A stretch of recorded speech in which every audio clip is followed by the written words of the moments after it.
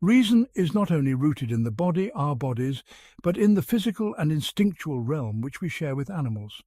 As Laycroft and Johnson write, reason is evolutionary in that abstract reason builds on and makes use of perpetual motus inferens present in lower animals. Reason is thus not an essence that separates us from other animals, rather it places us on a continuum with them. The Master and His Emissary, Ian McGilchrist. A common belief amongst the subconscious of humans in modern society is that animals are unfeeling automatons, not reacting through consciousness, but are instead driven by instinct, a universal super instinct which accounts for all reactions, leaving no mental capacity for creative, reactive, individualistic thinking. Thought to be different from the instincts which dwell within humans, which we may generally see as things like reasoning, intuition, gut feelings, and that which makes split-second decisions. Many humans believe animals to be driven by some special type of instinct which overrides and replaces their abilities for sentience and rational thinking, as well as their capacity for feelings and emotions, and their ability to think and experience life as an individual. I will be referring to this human-created concept of instinct that is so frequently thought to be the only capacity possessed by non-human animals as super instinct. This super instinct has been used to explain everything and minimizes clearly observable emotional phenomena such as mourning, excitement, fear, and social bonding. The belief of this super instinct leads to a major blind spot in humans who are believed to be the evolved, intelligent beings. I believe many humans subconsciously believe in this super instinct because of something called an egocentric predicament. Egocentric predicament is a term that was first coined in the Journal of Philosophy in 1910 by Ralph Barton Perry. The term describes the problem of not being able to view reality outside of our own perceptions. It says that all worldly knowledge takes form as mental representations that our mind examines in different ways. Essentially, all we know is what we know, and we can only explain what we don't know with what we do know. Everything we perceive goes through the filter of our mind, and that's all we perceive, the filtered information of our mind. Within the terms of an egocentric predicament, a human who does not wish to see an animal as an experiencing individual will not see the animal as such. Instead, the human will merely see a non-human animal as a non-human animal, one which an unwilling onlooker would not possibly relate to, and therefore could not possibly relate to, and will thus automatically subconsciously not relate to the animal.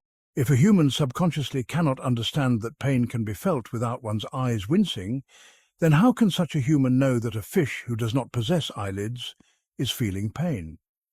Of course, I mean besides the clearly observable behavioral evidence of the fish flailing, fighting, breathing heavily, and struggling against the stimulus.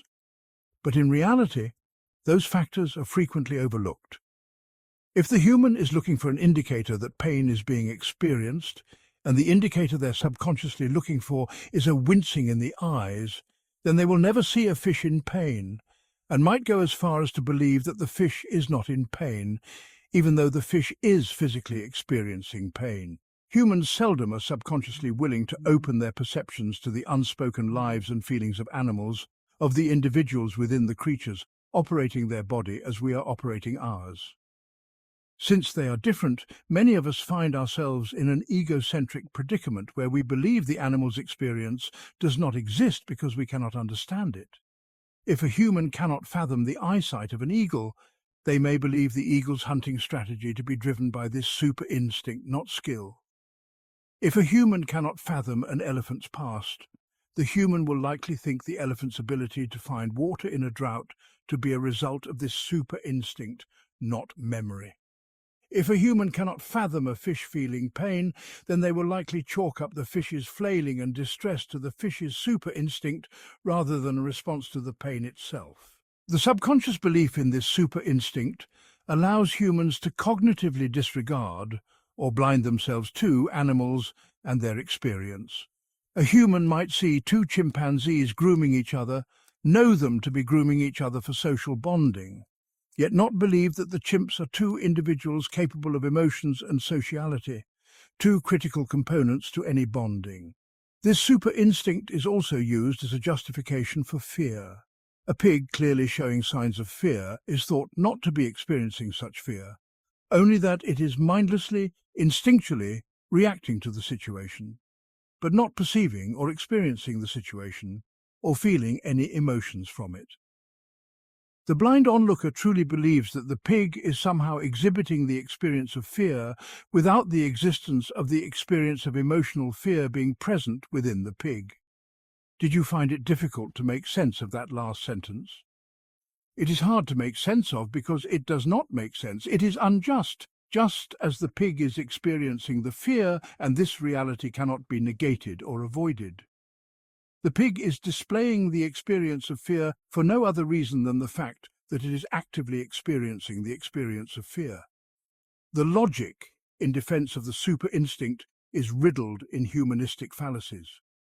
It makes no sense to believe animals' behaviors are a result of anything greater than emotions and reactions, as if animals are some type of organic computers which are preset to react to every situation they come across without experiencing and processing the reaction themselves. If not consciousness, then what is it? Throughout time and human history, we have grown with and alongside animals, from being peers, even prey, of primal beasts such as big cats and other large predators millennia ago, to now playing God at the press of a button or pull of a trigger. Humans have experienced animals as superiors, equals and underlings. Cultures throughout human history have treated and viewed animals very differently. Many cultures who live with large, predatory animals have respect for the individual behind the eyes of the beasts.